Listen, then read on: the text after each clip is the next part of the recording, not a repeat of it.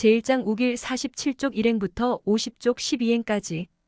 전쟁에 쓰라린 고통을 맛본 사람일수록 평화를 갈망하고 있다. 아니, 불행에 가장 많이 온 사람일수록 가장 행복해질 권리가 있는 것이다. 그렇다면 태평양 전쟁이 처음 발발한 섬이며 인종의 도가니라고 할 하와이야말로 세계 어느 곳보다도 먼저 인류 평화의 축도인 땅으로 만들지 않으면 안 된다. 또 그렇게 할 수 있는 것이 불법이다. 그는 창밖에 펼쳐지는 바다를 보면서 마음으로 창제했다. 일행은 그 후 파인애플밭과 카메하메아 대왕이 하와이를 통일할 때 가장 치열한 싸움을 전개했던 옛 전장터 누아누팔리 낭떠러지 등을 견학하고 좌담의 장소로 향했다. 좌담의 장소로 가는 차 안에서 야마모토 신이치는 무언가를 깊이 사색하는 듯 했다. 잠시 후 그는 조용한 어조로 말했다. 오늘 좌담에서 하와이 지구를 결성하겠네? 드저 기요시가 놀란 표정으로 물었다. 지구 말입니까? 반이 아니고 당시 지구라고 하면 대개 수백 세대의 회원이 속해 있었으며 그 중에는 1000세대를 넘는 지구도 드물지 않았다. 그것이 하와이에서는 어린이들을 넣어도 그 인원이라야 30-40명, 규모로 본다면 반이라도 인원수가 많지 않을 정도였다. 그렇다네. 지구라네. 하와이는 일본과 다르니까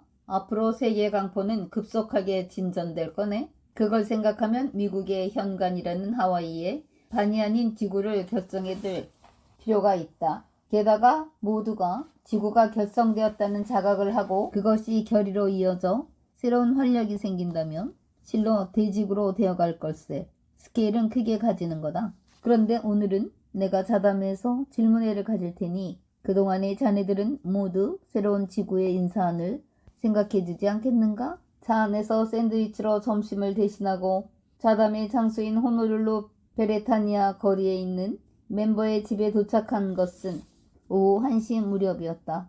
회장에는 30명이 넘는 동지들이 모여 있었다. 거의가 1인들이었다. 수고 많으십니다. 잘 부탁드립니다. 회장에 들어서며 신이찌는 미소를 띠며 이야기를 건넸다. 저 하와이 강선 유포와 여러분 일가의 번영과 행복을 기념하며 함께 근행 신이찌를 중심으로 근행이 시작되었다. 그의 낭낭한 목소리가 실내에 울려 퍼졌다. 장제가 끝나고 신이찌는 테이블을 사이에 두고 돌아앉았다. 그런데 회장의 중앙이 텅 비어 있었다. 모두 망설이며 긴장된 표정으로 벽적으로 달라붙어 앞으로 나오려 하지 않는 것이었다. 자, 이쪽으로 앞으로 나오세요.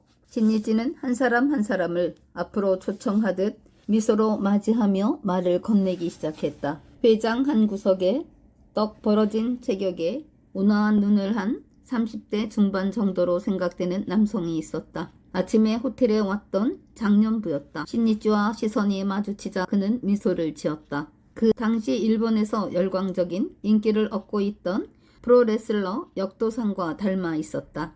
야마모토 신이찌는 말을 건넸다. 아침부터 생각한 겁니다만 당신은 프로레슬러 역도상과 아주 닮았군요. 성함이 어떻게 되시는지요? 예, 히로토 히라타라고 합니다. 그래요? 그 이름보다도 역도산이라 하면 외우기가 훨씬 쉽겠군요. 앞으로 라키시라 불러도 될까요? 와 하고 웃음이 터졌다. 신이찌의 허물없는 말에 장내에 감돌던 긴장이 점차 풀리기 시작했다. 사모님은 계십니까? 예, 사모님은 일본 센다이에 있습니다. 나중에 하와이로 올 겁니다. 자기 아내를 사모님이라고 하는 말에 모두 웃음을 자아냈다. 가만히 들어보니 어딘지 어색한 일본어였다. 이 히로토 히라타가 걸어온 인생은 어느 의미에서 하와이 1인의 역사를 상징하고 있다고 해도 좋았다. 그는 1인 2세로 부친은 진주만 공격 후 곧바로 억류되어 미국 본토의 수용소에 수용되었다. 어머니와 히로토도 아버지의 뒤를 따라 본토에 건너가 같은 수용소에 들어갔다. 그리고 1943년 일본과 포로를 교환하는 과정에서 히라타 가족은 그 포로 교환선을 탈 수 있었다.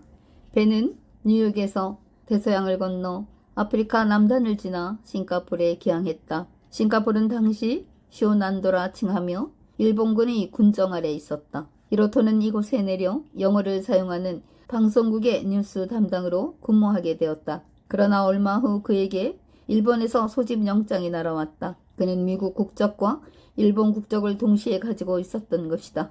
동세대의 하와이 1위는 미군으로 이탈리아 전선에서 싸우고 있었다.